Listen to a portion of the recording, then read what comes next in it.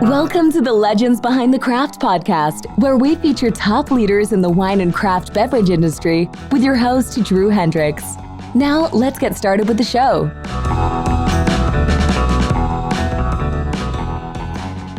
Drew Hendricks here. I'm the host of the Legends Behind the Craft podcast, where I talk with leaders in the wine and craft beverage industry. Today's episode is sponsored by Barrels Ahead. At Barrels Ahead, we work with you to implement a one-of-a-kind marketing strategy, one that highlights your authenticity, tells your story, and connects you with your ideal customers. In short, we help wineries and craft beverage producers unlock their story to unleash their revenue. Go to barrelsahead.com today to learn more. I'm super excited to talk today with Brian McMillin, owner of Feisty Brewed Meadery. And I want to give a big shout out and thanks to my longtime friend, Koa Rosa, for introducing us. Feisty Brewed Meadery is a winery that specializes in high quality mead. Their award-winning honey wine is now distributed throughout the state of Ohio, and they're expanding every day. Welcome to the show, Brian. Hi. Happy to be here. Oh, thank you so much for being on. And so I gotta ask first off, how did Feisty Brewed Meadery come about? Well, it's a bit of a long story. I don't think we have 2 or 3 hours to go into all of it. But the short answer is that my father and I do this together. Mm-hmm. And he started making wine in the 80s, and then sort of as a home brew thing. He got some grapes and made some wine, and then had all this equipment to do that. When my sister got married, she wanted to do a Scottish themed wedding, and so this is in let's see here. I actually have a bottle from her wedding. We have one left. Oh geez. Yeah, 1999 here. Oh, look at that. And so they did this thing where he made the mead, right? Because he had all the equipment. Mm-hmm. Looked up the recipe, said, all right, we'll make it. Everybody loved it. They were like, this is amazing. And they gave the little gifts away, that little bottle they gave to everyone that was there to take home as sort of the wedding gift, thing. And they thought that was great. Everybody loved it. So then, after that, let's see here, he started making more. I think I have one of his other bottles that he ended up doing. This one's from 2000. The Warbler's Roost. Warbler's Roost Meadery. So he ended up, making this mead here. So it was really around 99 where he shifted from grape wine to honey wine? Yep, that's right. Yep. And so after he started making the honey wine, he realized that it didn't have the same aging as grape wine. So like these bottles that he had, like I have one here from when he made it in 1980s, right? Mm-hmm. Bottle, you can't drink it. It's no good anymore. Your Concord grape wine there. Yeah, grape wine, it'll last, whites, what they say, 5 to 7 years, something like that. Mm-hmm. Reds, we actually tried doing, for our kids, we got one, so when they're 18, they can open up a bottle. Mm-hmm. Really hard to find a red wine that'll last that long, it's not very common. You got to pay to play with the red wines that will go 20 years. That's right, but mead, it ages, it continues to get better. It doesn't oxidize in the same way. And so, they say like 50 years is, top age of mead or something like that, right? That makes it actually just makes sense because honey is made from honey, and they always say that honey doesn't expire. Like they find honey in 2,000-year-old catacombs or something that's still usable. Yeah. So once he realized that, he started making a bunch of it. Okay. And so he got 50 carboys, 6-gallon bottles, and he's got rows of them, right? And he's making all this mead and submitting it to homebrew competitions and winning lots of awards. And everyone's going, we want to buy it. And he's like, well, I can't really, sell it to you legally, right? Mm-hmm. And then, around that time, my wife and I, we ended up moving to Australia. And we started making mead over there. We made mead, before we left, in 2003, 2004, something like that. What did you do in Australia? I'll get there. Okay. So we had made mead before we left, right? And then so we had made like 30 gallons, and we set it aside. We said, oh, we'll come back in a year and it'll have aged a year, and this is going to be great, right?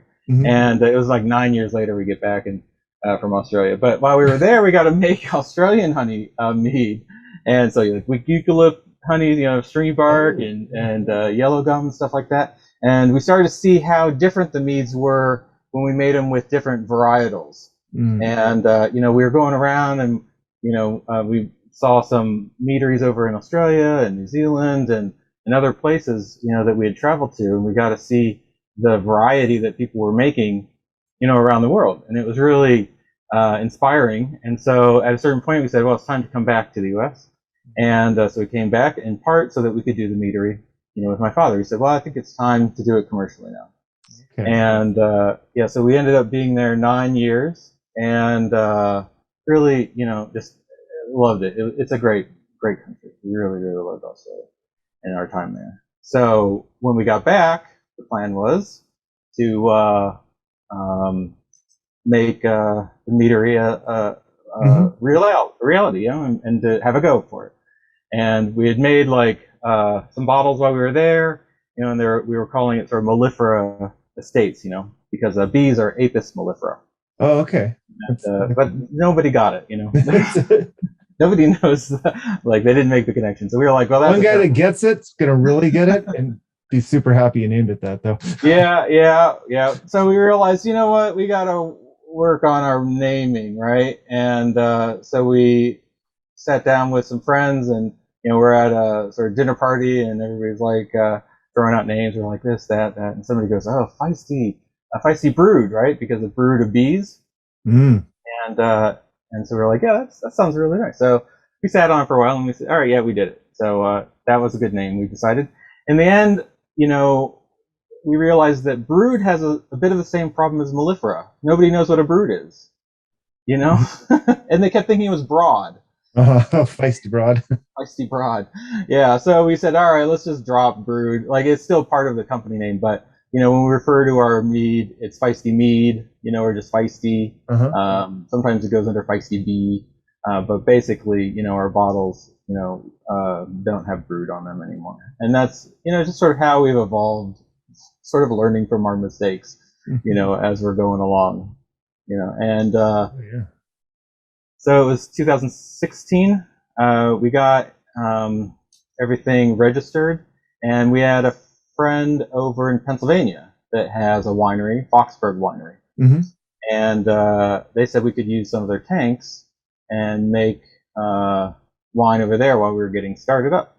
And so that's great. So we bought 3,000 pounds of honey, had it shipped over to Pennsylvania, and started up 1,000 gallons of mead over there.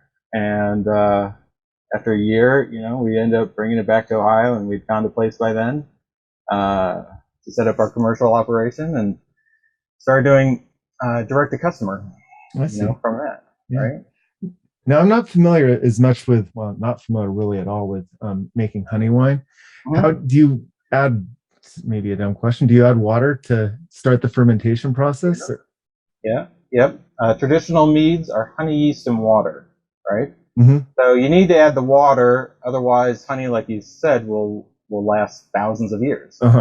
Once you add the water, then it'll just ferment naturally. So it's one of the reasons why it's considered the oldest alcoholic beverage known to man, because it's one of the simplest to make, in that hunters and gatherers could have found a hive of bees, or a tree that had some honey in it from the bees, and water had gotten in, and it already would have fermented. Or they get the honey and then they put it in their pouches and add some water to make it go a little bit longer, and then find it fermented, and then they were happy to keep doing it. This is getting better. Yeah. And then grape wine came along later, because grapes, you need agriculture. You need to be able to grow the grapes and protect the grapes, right? And you can grow a lot more grapes, than you can harvest honey. So they were able to make a lot more. So it became sort of the people's wine was the grape wine, and mead, because you had to have the hives, became more expensive, and it was sort of the drink of the kings, the people that could afford it, And now we have these modern agricultural practices that allow us to have, large quantities of honey at reasonable prices, so everyone gets some. It's That's great.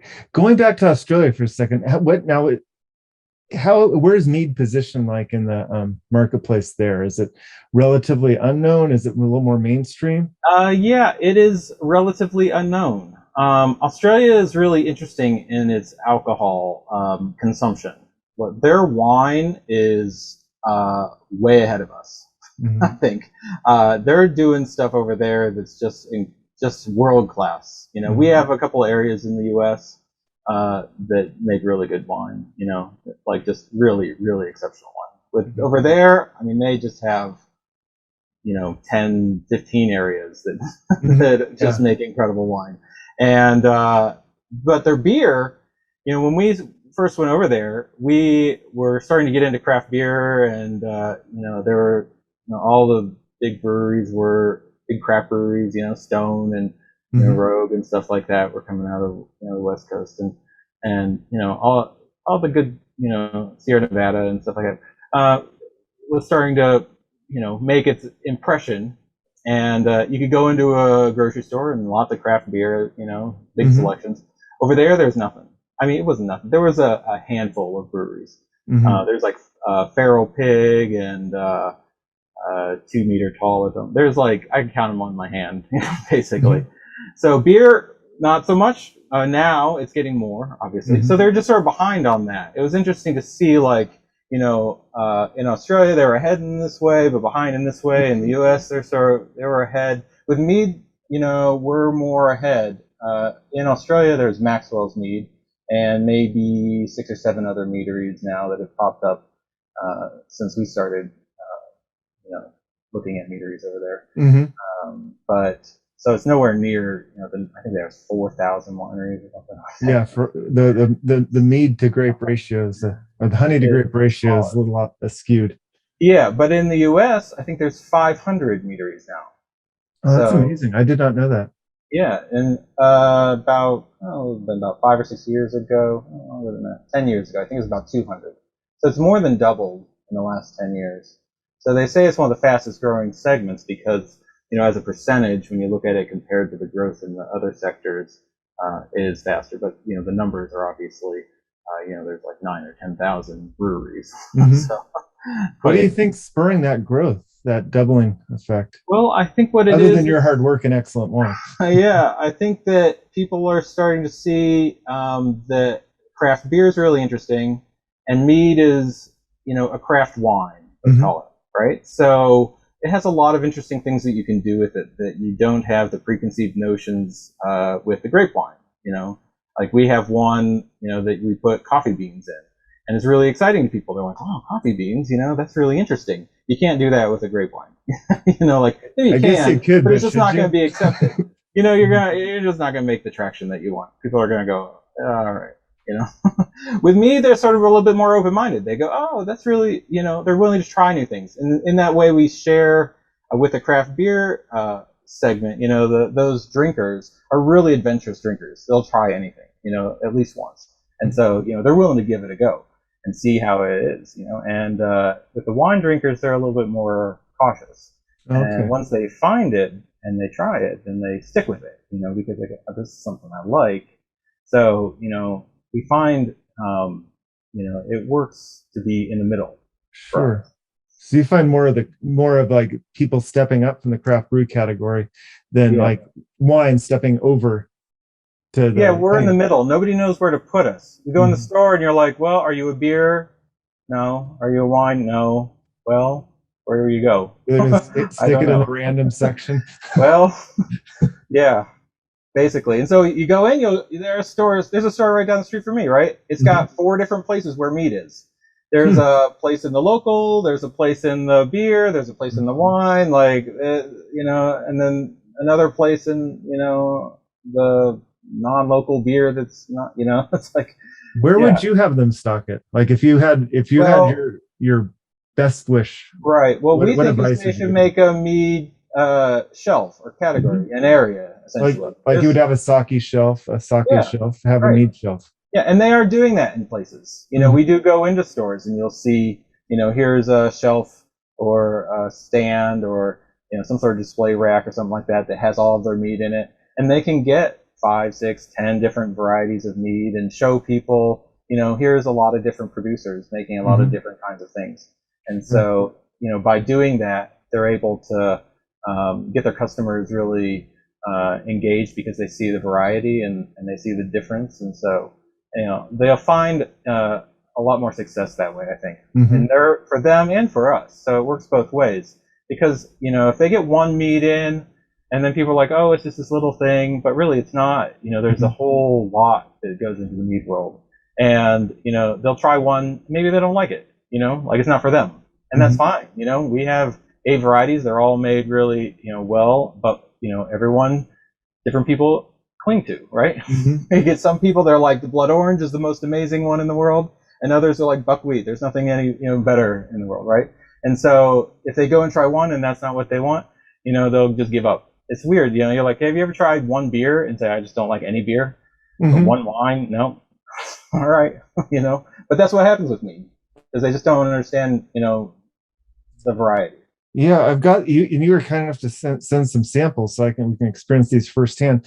What and the difference in the mead making between the blood orange libation and the buckwheat mead is this have? I mean, as a novice, does this have blood orange juice in it, or is this blood orange puree? Yeah, puree. Okay. Yeah, we take a blood orange puree and we extract the flavors out of it, and then we mix that in with our traditional mead. And then with the buckwheat, it is a varietal. So with a lot of ours, we use orange blossom as the base, which means the bees get their nectar from orange trees. Okay.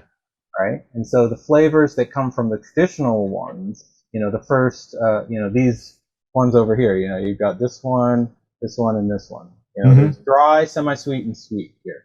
Right? So we make those varieties so that people can sort of dial in and figure out what do they like. Some people are dry white wine drinkers, and they'll find that they like the dry meads. And also they'll go, oh, mead can be dry? I thought it's honey, it should be sweet. That's what I was going to ask you, but maybe one of the biggest misconceptions. It is. What would you say the biggest misconception of mead is? That people assume it's sweet? Yeah, the people assume it's sweet. And we go, well, grapes start out sweet. How does that work out? They end up dry. They go, oh, yeah, I guess you're right. That, and they go, oh, it's beer. I know it's beer. They say, no, it's not beer. And we have people that'll try ours and, the traditionals, and they go, I swear there's grapes in there. No grapes. It's just honey. Which one's the dry one of your line here? The Citrus Inspiration. Citrus Inspiration. I'm gonna now. Yeah. I don't know what. Here's my next question. What is your preferred glass for drinking mead in? I would say I like a red wine glass. Something that's open at the top that allows you to get more aromas out of it. So I've got a Bordeaux stem here. I didn't have my twisted horn. That I think that. yeah, something like that. That'd be a great one to do it in, assuming you have that. Or one of those big Renaissance mugs or something like that. Yeah. Now we've got a meadery down the street from us called the Twisted Horn, and everybody sits around drinking their mead out of their own horns. Yep. Horn of the club instead of mug of the club. Huh? Is that what they do? This is nice. It really, from a wine style standpoint, it almost has like a. And I do have your tasting this, and I'm open, but to me, it has almost like, from a wine standpoint, like aromas of like a late harvest Semillon, but dry. Yeah. With that kind of almonds and apricots. Yeah, it's got some interesting light floral notes. With the dry mead, you get a very delicate flavor, and it's really difficult to do dry meads because you have to hit the fermentation, spot on. There's no sugar to hide behind. So yeah, there's not a lot of people that do those, but we do it well. We won a gold medal at the Mazer Cup with that one. So we're pretty proud of that. Yeah, that smells delicious. You would probably serve. What would you pair this with for dinner? Yeah, with fish or poultry. Yeah. Yeah, we typically pair the lighter style meads with lighter dishes. Like a grilled salmon, I think, would be real nice with this. Yeah. With that, you'd think, what would you pair a dry white wine with? And things. It's got a little more viscosity, though. Like if to describe it, it is dry, but it does have some glycerol qualities, which is really nice. Yeah. So it's actually off dry. We do leave, a small amount of sugar in there. So we don't ferment it totally dry. It's not bone dry. We do one that's bone dry, and we slightly oak it. That one's called the rainforest thrasher. Yeah. Yeah, we do that. Now, that's another question. When you produce your wines, how do you age them before bottling, and for how long? Well, that's one of the things that differentiates us. We do all aged mead. So just like with a grape wine, if you get a couple years on it, you find that it's a little bit more well-rounded, a little bit more integrated. That's the same thing with mead. And so all of ours are aged for a minimum of a year. Some of them are 2 to 3 years old. And so we do what other people would sell as reserve wine, reserve mead sort of things. We do that at our regular price. Yeah. Oh, okay. And are they aged in neutral barrels or new oak barrels or? We bulk age them in high density polyethylene that we coat with aluminum foil. Yeah. So when we do that, the aluminum foil reduces the oxygen permeability on the plastics. So you have these food grade plastics, so it doesn't impart any flavors, but it's less expensive than stainless, by doing it that way. And that's how one of the ways that we keep our prices down. So we're able to sell these, at a very low price point relative to other meaderies because we really focus on, how do we do this without making these so expensive? Because that's one of the problems that you'll find in a lot of meads. They're very pricey. They do limited quantities, which, with the equipment they have and the brands that they have, the costs just add up. And, they have to charge, $30, $40 a bottle sometimes. And where did you guys come up with the idea of aluminum lining the polyethylene? My father's a scientist, so he got all of that. The proprietary secrets here. Yeah, he's a material scientist, and my father and I do this together, and he does a lot of material science for artificial body parts, actually. And so whenever we have questions about chemicals or the chemistry of wine, is really intricate. He knows all of that stuff. So that's his forte. So he can overcome the challenges. What are some of the challenges that you guys have had to overcome over the years bringing this to market? Well, you find a lot of challenges in starting up any business. Just getting your product out there, getting it known, deciding what your branding is going to be. With us, our labels have been, a work in progress, let's say. And, we've improved them. So, in a very conscientiously persistent manner, so, we started out printing our own labels, and then we moved up to getting them printed for us. And every time we've done something new, it's made it a little bit better. But the problems that we run into, is that we'll go into a place and they go, oh, mead's just too niche. We only get, a couple of people interested. And I said, well, that's great, but we'll come in and do tastings, and then they sell, cases of it. So it's just a matter of the education that you have to do for mead is a big part of the job. It's a constant thing to educate people. What is mead? How is it different? And we go through all this all the time, and everybody that we, educate is one more person that, gets to see the vast world that is mead, right? So the education being one of the bigger challenges. And then as far as some of the kind of production challenges is you're scaling up your production into so many different kinds. What are some of the challenges that you face there? Well, the problem with honey is that, like grapes, every season's different, right? Every variety, we use varietals, and in that it allows us to get some reproducibility in there. We use national suppliers that are True Source certified, so they guarantee that it is real honey, which is a problem in the industry. They guarantee that. What would fake honey be? Oh, there's all this sugar, high fructose corn syrup that will get passed off. They blend it in, or cut it into honey or something like that. A lot of stuff was coming from China for a while, so that became a problem. That there was this, fake honey basically. So it's one of those things that we needed to make sure that we were getting the varietals that we want. They have the flavor profiles that we're looking for, and by getting them the way we do, we're able to get them with a consistent flavor every time, so we can reproduce it. Because a lot of people will use wildflower honey, and each batch, each hive can be different, Okay. right? So, how are you going to make a product and then, someone tries it, and then another year later they come back and they're like, well, doesn't taste at all like, you may end up getting one that's more like buckwheat and one that's more like orange blossom, right? Mm-hmm. So, you don't have any control over it in that way. So we did find that was one of the issues, in dealing with honey.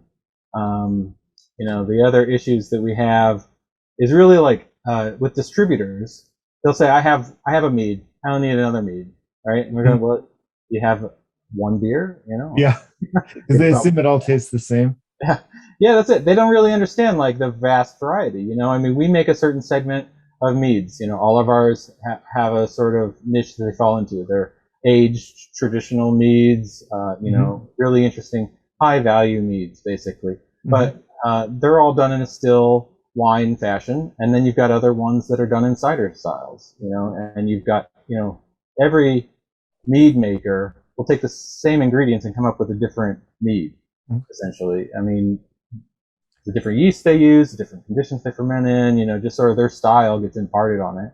But, what you generally find is, the mead makers will, specialize into certain kinds of mead. They'll do mostly the lower ABV ones, or they do ones with more different kinds of flavors. You'll have like, jalapeno, with avocado or something. They'll just come up with jalapeno avocado mead. They'll just come up with like a craft beer. They'll just mix in whatever they want, whatever it feels right, and and then they'll make a go of it, right? So. Yeah. I'm trying the buckwheat one right now, and it's noticeably darker than the others. Is that color come from the buckwheat bees? I mean, the bees from the buckwheat? That's right. Yeah. So buckwheat's a really interesting one. The color, the flavor, the aroma, all comes from the honey. So in that, we make that one to highlight, how the varietal source, where the bee gets its nectar from, makes such a huge impact on the end result. So with our orange blossom ones, the bees get their nectar from orange trees, mostly in Florida. With the buckwheat, they're getting it from buckwheat plants, mostly in Iowa. And this is a really deep, I mean, to the people that are listening that can't taste this, it is wonderful. It reminds me of a botrycized sweet wine, like a Botrytis Semillon or something like that, with that kind of just rich, there's a tropical nuance, there's a little bit of a nuts, deeper, more like a compoted pear. Yeah, you get these malty molasses toffee flavors out of it. That one has so much complexity in it. It really surprises people, like the different layers that are there and how much you get out of it. Some people sort of compare it to like a honey whiskey, and that it's like a sipping drink that you would sort of take apart and analyze. Yeah, I'll be sipping this tonight, I think. No, it's a real treat. Now on the so the different colors come from the varietals, and then you do infuse it. Some of your wines you infuse it with citrus pulp or coffee. Yep. And one we have with cinnamon, nutmeg, allspice. So that one, like this time of year with all the Christmas spices sort of thing, that one fits in really well. And people do that warmed up too. They'll do like a hot toddy. It's a really interesting one. So it sounds like you're experimenting a lot. Tell me about it. Is there any experiments that just didn't work out? Like, nope, we will not be making that again. Yeah, there's a couple that are real difficult to do. We actually did an avocado one we were like, no, that's not gonna happen. I can't even envision. Do you just mash up the avocado and No, it's avocado blossom. Right? Oh, an avocado blossom. Oh gosh, I was thinking. Yeah. No, we didn't know. Sorry. Actually, it's interesting. People do a blueberry mead, right? And they think two things will happen. One, it'll be blueberry blossom, and they're like, it should taste like blueberries. And we're like, no, it's the honey that comes from the blueberry tree or plants. It doesn't taste like blueberries. Just like ours is orange blossom honey, does not taste like oranges. There are citrus notes to it, but it doesn't taste like oranges. Not like the blood orange. Now that one's got a really nice orange forward flavor we put in there for that reason. And that comes from the puree. But the honeys don't taste like the fruits, right? And so you end up getting a lot of confusion about that. The other thing that we find a lot of mead makers will find troubling is that, let's say they want to make a blueberry mead. They'll take all of those blueberries, 600 pounds of it, they throw in and they ferment it, right? They end up with nothing that tastes, it doesn't taste like blueberries anymore. They fermented it. Fermented blueberries doesn't taste like blueberries. You get some, but you lose a lot. It does lose a lot, but it was surprising. There was a local winery by us, Hawk, Hungry Hawk Winery, and they made a dry blueberry wine that blind tasted exactly like a Pinot Noir. Yeah, you would never guess it was blueberries. But it actually aged. It was only 7% alcohol, but I kept one for about 4 years, and it got better and better. They say they're never making another one. I wish they would, but I get what you're saying about it not tasting the actual blueberry. Yeah. It's disappointing to a lot of people when they invest so much to get to that point and then go, well, it's not quite what I wanted. But it's good anyways, so it works out. Getting back to kind of the distribution for right now. So you're really centered right now in Ohio, but you're available in most states, I can see on your website. Yeah. We use Vino Shipper like most wineries around the states. They deal with our regulatory compliance so that we're able to ship to different states through them. We just got word that we'll probably be turned on in Pennsylvania on their e-commerce site soon. So awesome.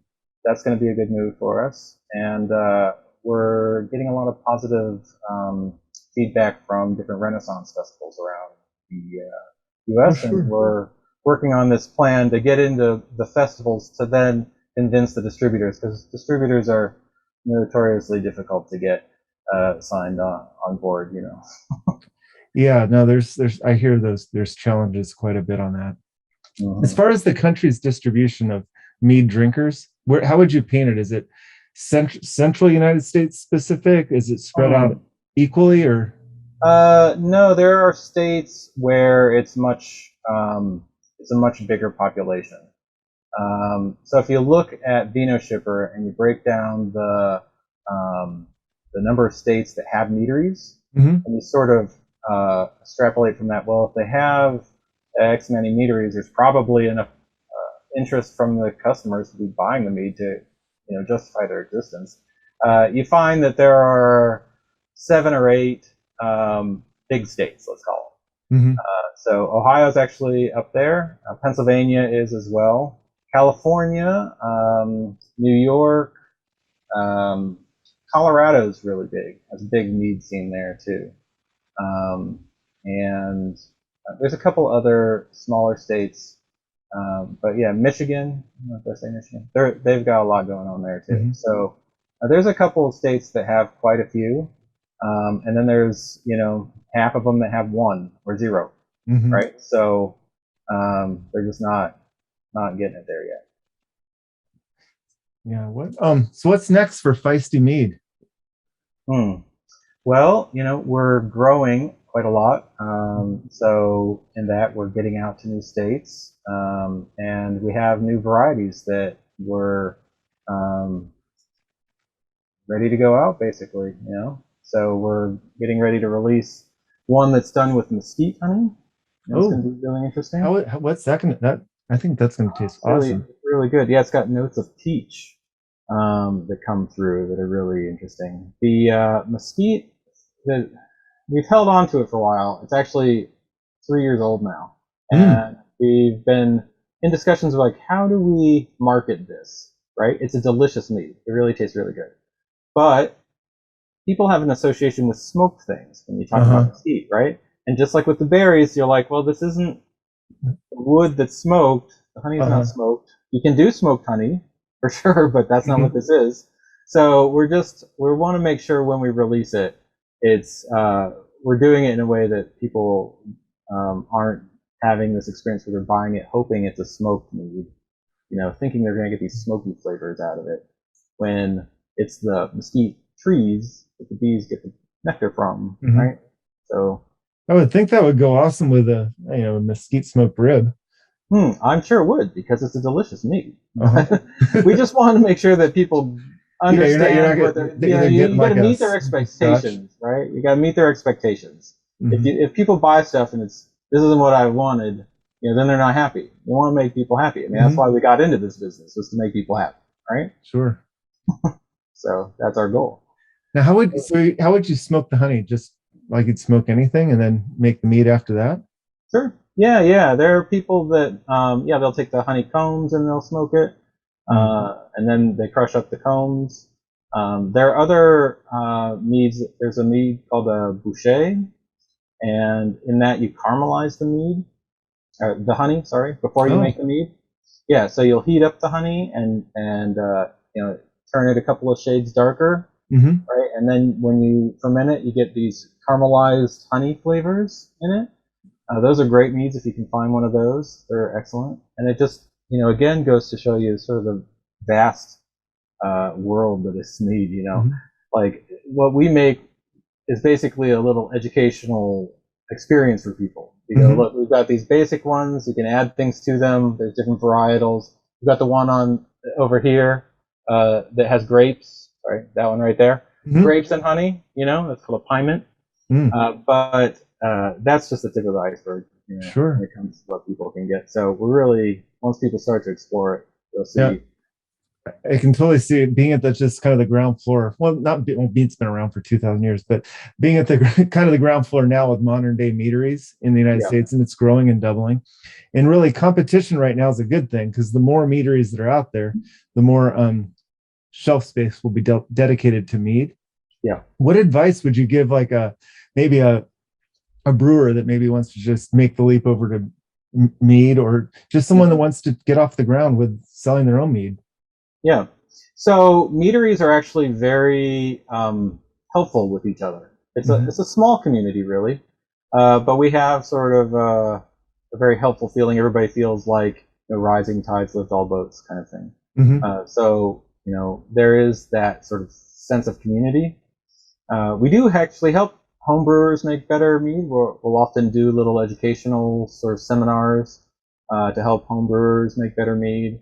And when we find a commercial meadery that is doing something where we think they could be doing it a little bit better, we tell them, how, it would be better if they tried a couple of different things, right?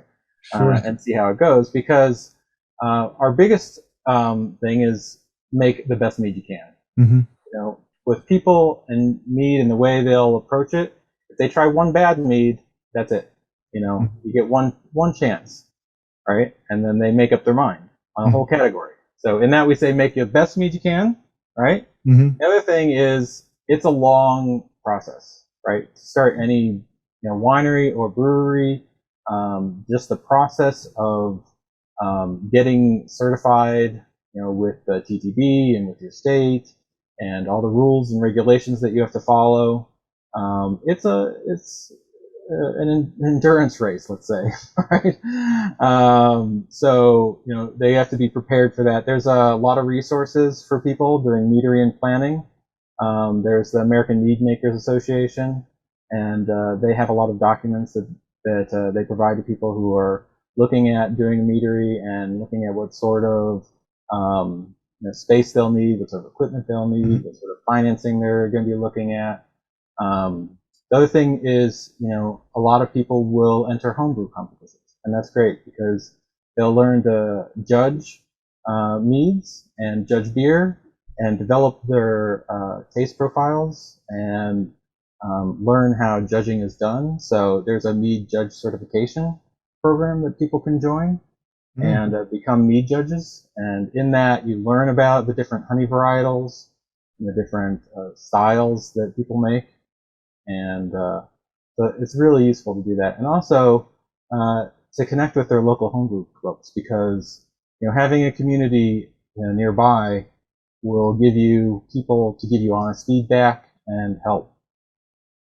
Sure. No, that's some excellent advice and some excellent associations there that we'll put in the show notes for everyone, that they can go find those different organizations. Now, Brian, as we wrap down, where can people find out more about you and Feisty Mead? So on our website, feistymead.com, they can buy our mead and have it shipped right to the door. We do free shipping on cases.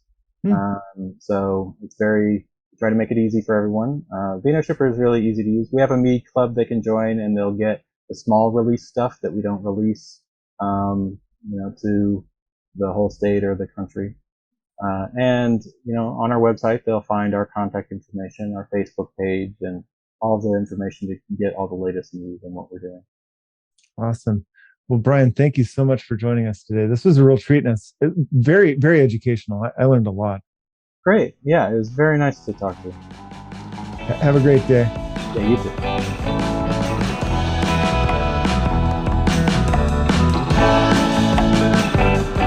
Thanks for listening to the Legends Behind the Craft podcast. We'll see you again next time, and be sure to click subscribe to get future episodes.